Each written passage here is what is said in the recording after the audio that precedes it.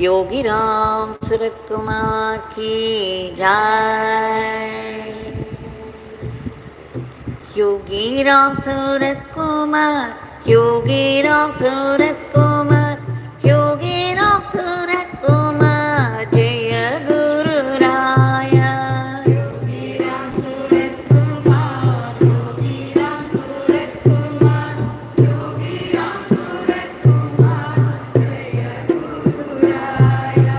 योगी राम सूरत कुमार, योगी राम सूरत कुमार, योगी राम सूरत कुमार, जय गुरु राया।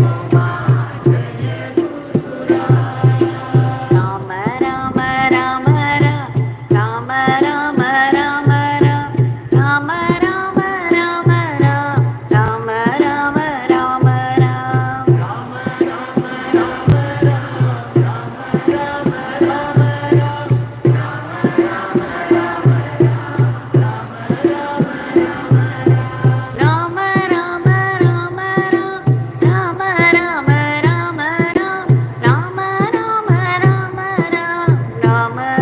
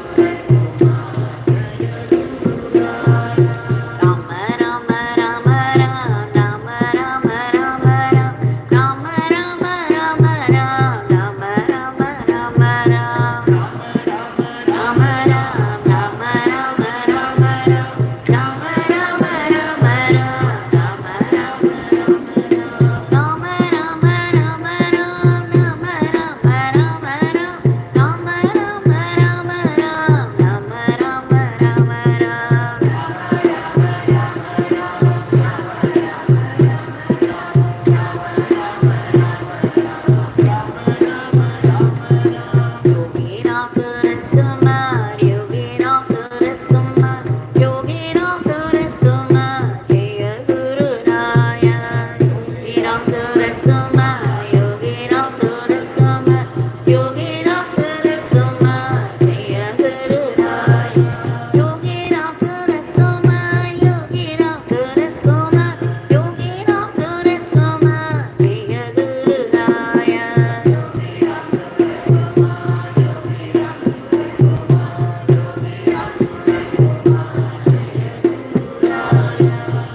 Rama Rama Rama Rama Rama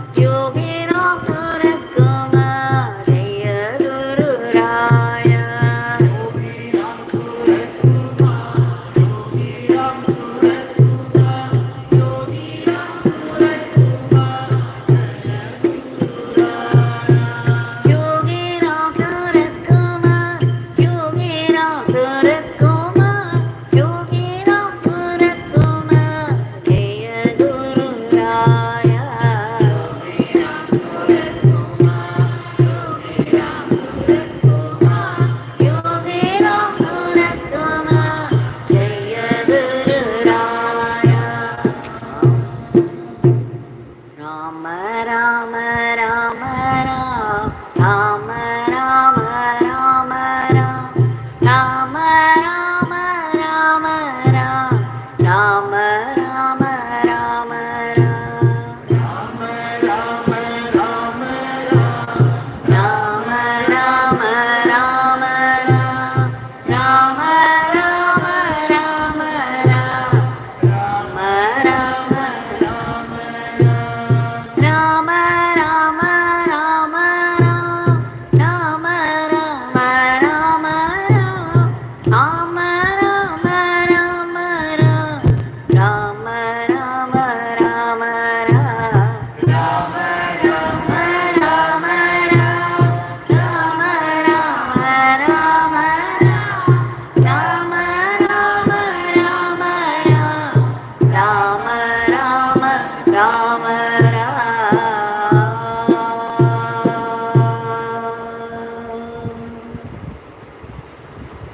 भगवान श्री योगी राम सूरत कुमार की सर्वं Yogi Ram Surat कुमारार्पणमस्तु.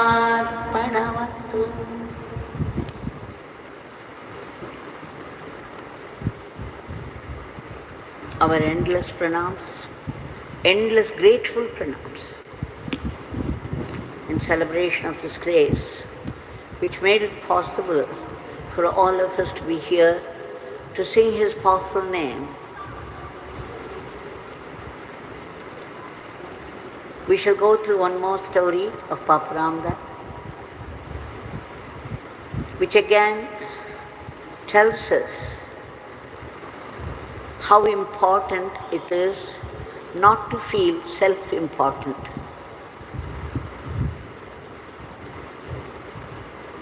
Once again, a story of Shinarad.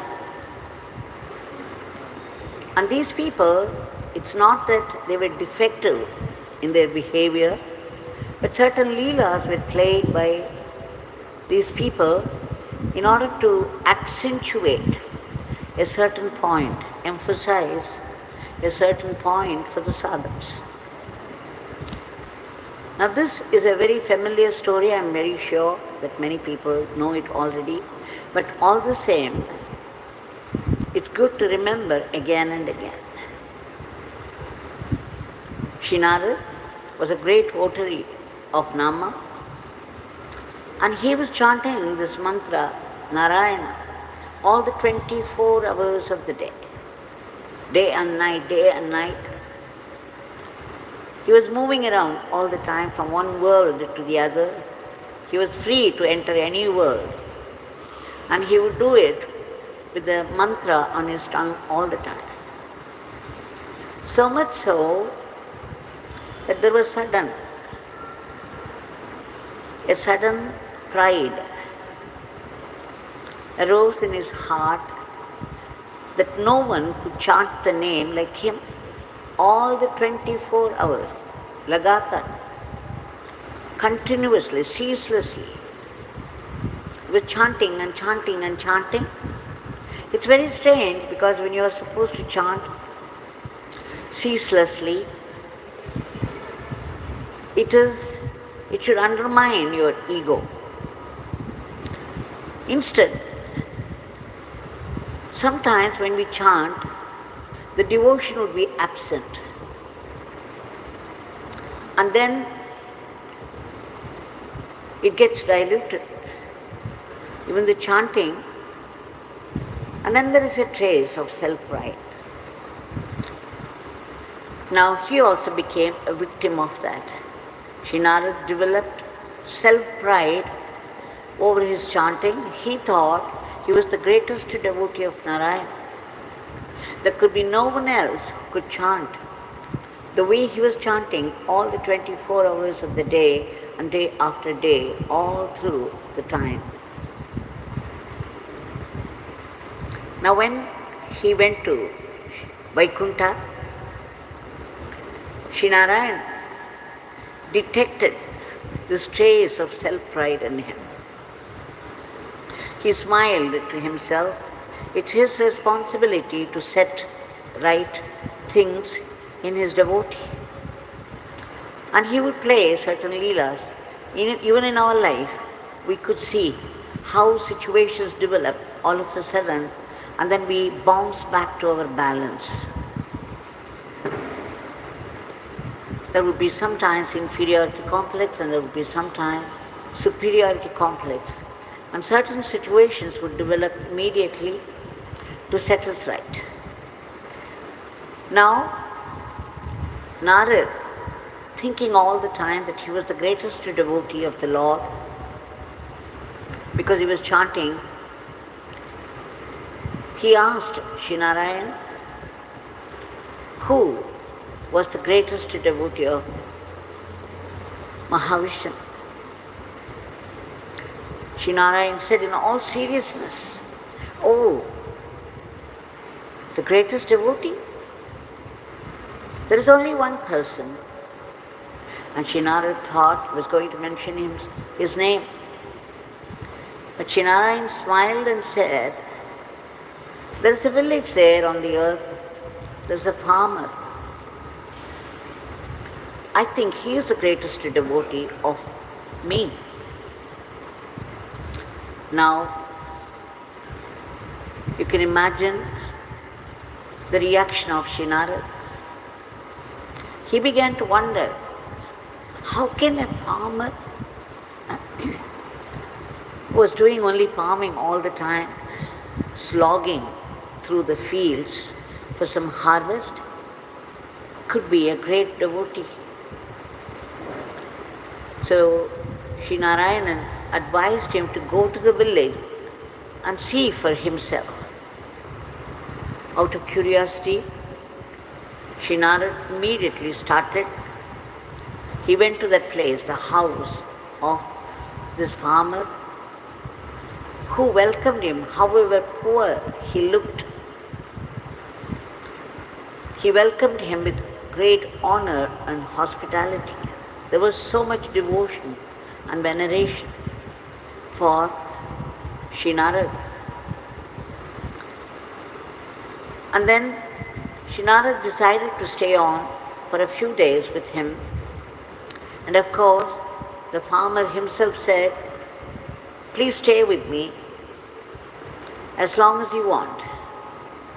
I would like to serve you as much as I can." And then Srinarayan began to observe. Now this farmer would get up early and prepare himself to go to the fields. And just before doing, he would call out to Narayana just once, only once, and would set out for the field. The whole day he would be slogging there. He had a wife and children. He had to look after them. He had many, many responsibilities. Amidst all these responsibilities and his hard work in the field, he would not remember Narayana at all. He would be very busy with his work and his problems. At the end of the day, before going to bed, he would utter the name of Srinarayana once. But that's all he did. Srinarayan, who was observing very closely, found it very amusing that Srinarayan should think that this farmer was the greatest devotee of his. After all, he was saying only 2 times a day. The rest of the time, he could not even remember Srinarayana. Not even once the Nama escaped from his mouth. So he came back to Vaikuntha and put forth his doubts. Again Srinarayana smiled to himself. Okay, I will tell you how he is a great devotee. And then he took a cup, filled it up with oil up to the brim, and told him to go around Vaikuntha. But he must see to it that not a drop of oil would spill out. Srinarayan thought, okay, that was reasonable. He accepted. And then very, very carefully, with all his attention, his attention with his entire being upon this. He went round Vaikuntha. All the time his focus was only on the cup of oil. He was very concerned that not a drop should spill out. At last he finished his circumambulation and then reported to Srinarayan. Srinarayan asked him, very good, you have done it so well, very efficiently, but let me ask you, how many times you remembered my name in your circumambulation? Narad said, what, Narayan, are you joking? I was so concerned with the work that you have given me. I had to do it with great responsibility. And my concern, my focus was only on that. How could I remember your name? You must be joking. Now, Narayan smiled again and said, look, I gave you one work and you got so absorbed, engrossed in it, so much so that you could not remember my name even once, though you did it efficiently. Now look at the farmer. He has a wife and children, he has to look after his family, and he's got so many concerns, problems. And he was slogging all through the day in the hot sun. Amidst all those responsibilities, as a father and as a husband, as a poor man, to feed his children, he remembered me twice, and he could not remember me even once. And this is such a short time to go around Vaikuntha, and he is doing it all his life. And immediately Srinarad understood. He was humbled.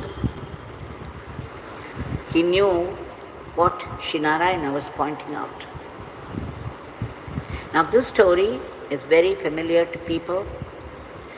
All the same, we have to remember, bring it to our mind again and again. Just because we do a little nama chanting, a little puja, we cannot afford to claim that we are above the other people. This is something that we have to remember. We shall now offer our today's prayer at the lotus feet of Bhagavan. We should remember at this point, even the prayers are arranged by the Divine, and they happen because they are necessary. Bhagavan, we beg you again and again, 1,000,000 times, for your immediate divine intervention to change the way of the world as it is today. There is so much violence around. There is lack of harmony, lack of order, lack of discipline. People live any way they like and create a philosophy to suit themselves. And they justify it. There is already the war going on between two countries endlessly. And we know the ruinous, the disastrous results of that. And there is again those terrible diseases that attack us all of a sudden. And the violence of nature. Bhagavan, we beg you again and again and again, million times, to stop this war between the two countries so that peace would be prevalent there. And Bhagavan, we beg you to bring in this peace, harmony, order, and discipline in the life of the world, so that there will be growing friendship and mutual help. And also we beg you to keep under your control the diseases and the furies of nature, We also beg you to destroy, to uproot all the negativities of the human mind, especially the asuric thoughts.